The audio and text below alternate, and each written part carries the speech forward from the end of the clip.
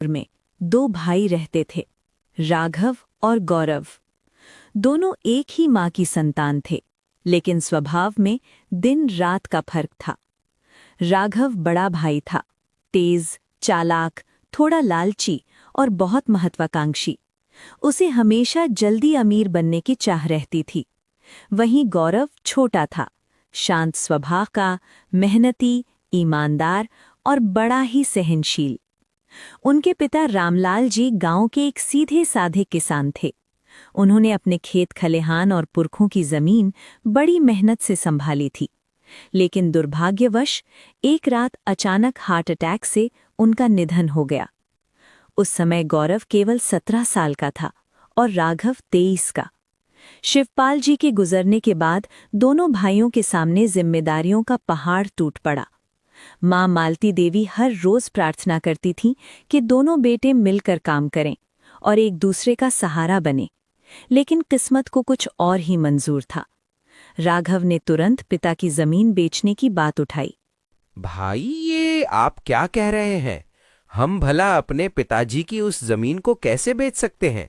ये हमारे पूर्वजों का आशीर्वाद है, और भला आशीर्वाद कोई बेचता है क्या? राघव ने भर्राई आवाज में पूछा। तू नहीं समझेगा छोटे। तुझे क्या लगता है, गांव में इस छोटे से खेत से क्या होगा? हम अगर इस गांव में रहे तो गरीबी हमारा मुकद्दर बन जाएगी। मैं तो कहता हूं तुम भी मेरे साथ शहर चलो, कोई बड़ा काम करते हैं। मैं बिजनेस करूंगा, तुम्हें भी किसी अच्छे काम में लगा दूंगा। गांव का घर और खेत सब बेच देते हैं। गौरव ने झल्लाते हुए कहा। नहीं भाई, मैं आपके साथ शहर नहीं आ सकता। इस गांव से, यहाँ की मिट्टी से मेरी बहुत सारी यादें जुड़ी हुई हैं। मैं इन्हें छोड़कर कहीं नहीं जाऊंगा। गौरव को बहुत बुरा लगा। वो खेतों से बहुत जुड़ा हुआ था। उसके लिए वो मिट्टी माँ के आंचल जैसी थी, लेकिन वो विरोध नहीं कर पाया। राघव ने पिता की आधी जमीन बेच दी और शहर चला गया। गौरव गांव में ही रह गया। जो जमीन बची वही उसका संसार बन गई। उसने बैल जोते, खेत खोड़े, सब्जी उगाई और माँ का पूरा ख्याल रखा। उधर शहर में राघव ने पिता की दौलत से व्यापार शुरू किया। शुरुआत में उसने खूब पैसा कमाया। पार्टी, शोहरत, गाड़ियां, शहर की चमक दमक में वो पूरी तरह डूब गया। वो जब भी गांव वापस आता और गौरव की मेहनत का मजाक उड़ाता। अरे ओ गवार, तू अभी भी उसी गंदे कीचड़ से सने खेत में घुटनों तक धंसा हुआ है? क्या तुझे अब भी मिट्टी में ही अपनी किस्मत ढूंढनी है? देख जरा मेरी तरफ। मैं अब शहर में रहता हूँ, एसी में बैठता हूँ, चमचमाती गाड़ियों में घूमता हूँ, बड़ी बड़ी पार्टियों में जाता हूँ। और तू अब भी वही पुरानी धोती, वही फटी बनियान और वही गोबर की गंध। मैं तेरे लिए शहर में बढ़िया काम दिला सकता हूँ। तुझे बस ये देहातीपना छोड़ना होगा। खेत खलिहान को भूल जा, धोती उतार और सूट पहन। चल मेरे साथ, तू भी इंसान की तरह जीना सीख जाएगा। यहाँ कीचड़ में पसीना बहाने से अच्छा है शहर में कोई काम कर। वैसे तुझे कोई बहुत अच्छा काम तो नहीं मिलेगा, क्योंकि शहर में मंदबुद्धि लोगों की ज़रूरत नहीं है। लेकिन तू मेरा भाई है, तो मैं तुझे कोई ना कोई काम दिला ही दूंगा। गौरव बस मुस्कुरा देता।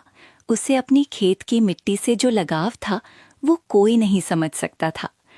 अब राघव के पास एक मोबाइल कंपनी का छोटा फ्रेंचाइजी बिजनेस था, जिसमें उसने पिता की जमीन बेचकर पैसा लगाया था।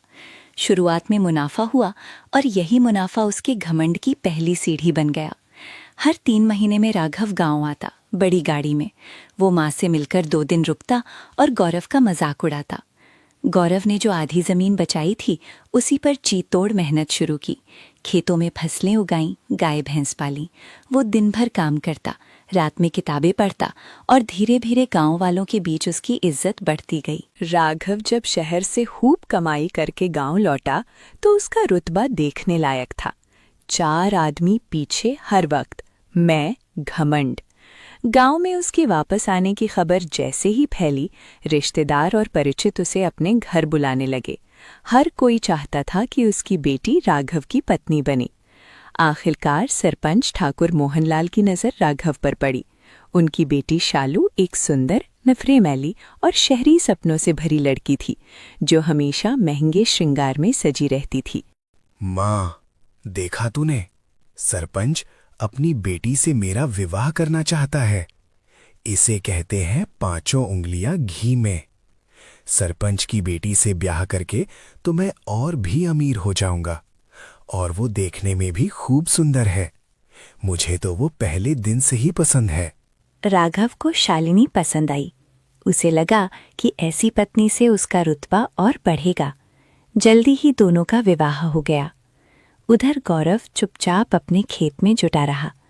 उसकी नजरें आसमान पर नहीं, धरती पर टिकी थीं। माँ शांति देवी अब बूढ़ी हो चली थी, लेकिन गौरव की देखभाल ने उन्हें कभी अकेलापन महसूस नहीं होने दिया। कुछ ही महीनों बाद गौरव ने भी विवाह कर लिया। उसकी पत्नी थी गोपी, वो गांव के गरीब मजदूर की बेटी। गोपी ज्यादा पढ़ी लिखी नहीं थी। शादी के बाद गोपी और गौरव का जीवन साधारण था, पर संतोष से भरा। सुबह जल्दी उठकर खेत जाना, दोपहर में घर लौटकर माँ की सेवा करना और शाम को चूल्हे के पास बैठकर रोटियां सेकना, यही उनका सुख था। अब दोनों भाइयों की जिंदगी अलग अलग रास्तों पर चल रही थी। धीरे धीरे वक्त ने करवट ली। राघव का शहर में व्यापार घाटे में जाने लगा। ऊपर से शालू हर रोज नई डिमांड करती। देखो जी, मुझे नए गहने चाहिए। इतने सालों से वही 2 सेट पहनकर बोर हो गई हूँ।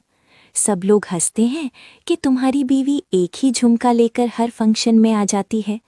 और सुनो, इस हफ्ते पार्लर भी जाना है, फेशियल करवाना है। शादी का सीजन है, अच्छा दिखना तो बनता है ना।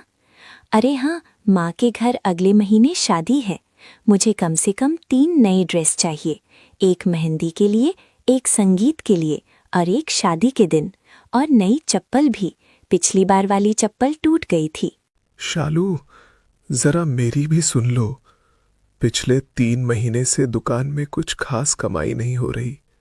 उधार चढ़ता जा रहा है, ग्राहक आते ही नहीं, माल लाने के पैसे नहीं हैं, और तुम हो कि बस मांग पर मांग किए जा रही हो।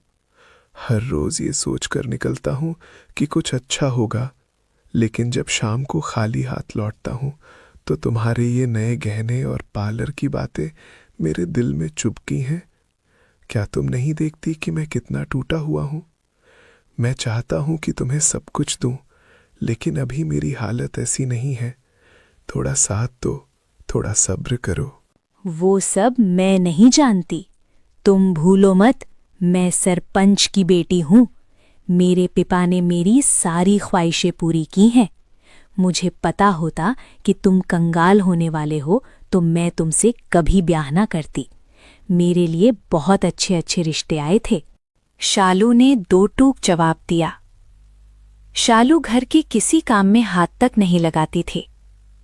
जब पैसे थे तब सब ठीक चला।